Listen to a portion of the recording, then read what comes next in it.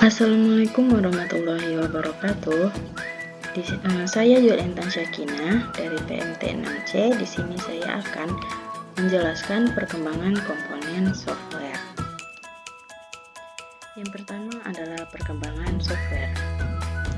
Sebelum kita masuk ke perkembangan software, kita harus mengetahui dulu apa itu software. Software disebut juga dengan perangkat lunak, yang merupakan kumpulan beberapa perintah yang dieksekusi oleh mesin komputer dalam menjalankan pekerjaannya. Perangkat lunak ini merupakan catatan bagi mesin komputer untuk menyimpan perintah maupun dokumen serta arsip lainnya. Perkembangan software era pertama. Yang pertama adalah batch orientation, suatu orientasi di mana proses dilakukan setelah data dikumpulkan dalam satuan waktu tertentu, atau proses dilakukan setelah data terkumpul. Lawan dari batch adalah online atau interactive proses. Yang kedua adalah limited distribution, suatu penyebaran software yang terbatas pada perusahaan-perusahaan tertentu. Yang ketiga adalah customer software, software yang dikembangkan berdasarkan perusahaan-perusahaan tertentu. Selanjutnya adalah perkembangan software era kedua. Pertama ada multi-user, suatu sistem di mana satu komputer digunakan oleh beberapa user pada saat yang sama. Selanjutnya adalah real-time, suatu sistem yang dapat mengumpulkan, menganalisa, dan mentransformasikan data dari berbagai sumber, mengontrol proses, dan menghasilkan output dalam milisecond. Yang ketiga adalah database. Perkembangan yang pesat dari alat penyimpanan data yang online menyebabkan muncul generasi pertama DBMS atau Database Management System. Perkembangan software era ketiga. Yang pertama, distributed system, suatu sistem yang tidak hanya dipusatkan pada komputer induk atau host komputer, daerah atau bidang lainnya yang juga memiliki komputer yang ukurannya lebih kecil dari komputer induk. Lawan dari distributed system adalah centralized system. Yang kedua adalah embedded intelligence, suatu produk yang diberi tambahan intelligence dan biasanya ditambahkan mikroprosesor yang mutakhir. Contohnya adalah automobil, robot, peralatan diagnostik serum darah. Yang ketiga adalah low cost hardware. Harga hardware yang semakin rendah ini dimungkinkan karena munculnya personal komputer. Yang terakhir adalah consumer impact. Adanya perkembangan komputer yang murah menyebabkan banyaknya software yang dikembangkan. Software ini memberi dampak yang besar terhadap masyarakat. Selanjutnya adalah perkembangan software era keempat. Yang pertama ada expert system, suatu penerapan AI atau artificial intelligence pada bidang-bidang tertentu, misalnya bidang kedokteran, komunikasi, dan lain-lain. Yang kedua ada AI machine, suatu mesin yang dapat meniru kerja sebagian otak manusia, misalnya mesin robot atau komputer catur. Yang ketiga adalah parallel arsitektur, arsitektur komputer yang memungkinkan proses kerja plan paralel yang dimungkinkan adanya prosesor berbeda dalam satu komputer. Pembahasan selanjutnya adalah macam-macam software.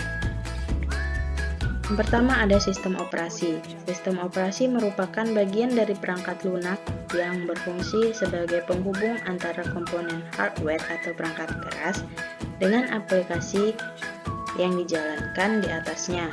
Sistem operasi mengelola akses dari program-program ke memori utama, unit logika, aritmatika, dan bagian-bagian lain dari perangkat keras. Misalnya, kita diberikan perintah untuk print dari aplikasi Microsoft Word. Perintah tersebut akan disampaikan ke OS atau sistem operasi dahulu, baru kemudian oleh sistem operasi disampaikan ke printer. Nah, contoh OS ada DOS, Windows, Macintosh, Linux, dan lain-lain.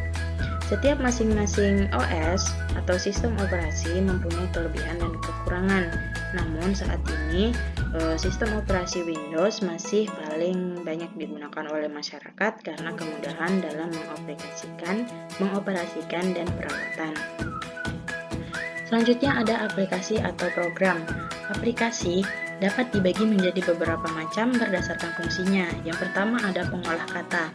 Aplikasi ini digunakan untuk membuat dokumen seperti surat, amplop, label, makalah, dan lain sebagainya. Contohnya adalah Microsoft Word, OpenOffice Org, Writer, dan lain sebagainya. Selanjutnya ada pengolah angka. Aplikasi ini digunakan untuk mengolah angka dalam bentuk tabel dan grafik. Contohnya ada Microsoft Excel, Microsoft OpenOffice Org, Lotus, dan sebagainya. Selanjutnya yang ketiga adalah pengolah presentasi. Aplikasi ini digunakan untuk membuat presentasi.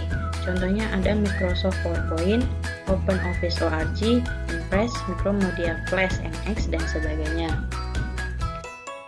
Selanjutnya yang keempat adalah pengolah gambar. Aplikasi ini digunakan untuk mengolah gambar dan foto. Contoh aplikasi ini antara lain adalah CorelDRAW, Adobe Photoshop, dan sebagainya. Dalam aplikasi, ada istilah paket program. Istilah ini digunakan untuk menyebutkan sebuah aplikasi yang terdiri dari beberapa aplikasi. Contohnya adalah Microsoft Office. Microsoft Office yang terdiri dari Microsoft Word, Microsoft Excel, Microsoft PowerPoint, Microsoft Access, dan sebagainya. Nah, perlu diketahui bahwa sebuah aplikasi biasanya hanya ditujukan untuk sistem operasi tertentu atau hanya mendukung sistem operasi tertentu. Contohnya Microsoft Office yang hanya bisa diinstal di OS Windows. Tetapi ada juga aplikasi yang bisa diinstal di beberapa sistem operasi seperti aplikasi Mozilla Firefox yang bisa diinstal di Windows maupun Linux. Yang ketiga adalah bahasa pemrograman. Jenis-jenis bahasa pemrograman antara lain yang pertama assembler atau perakit.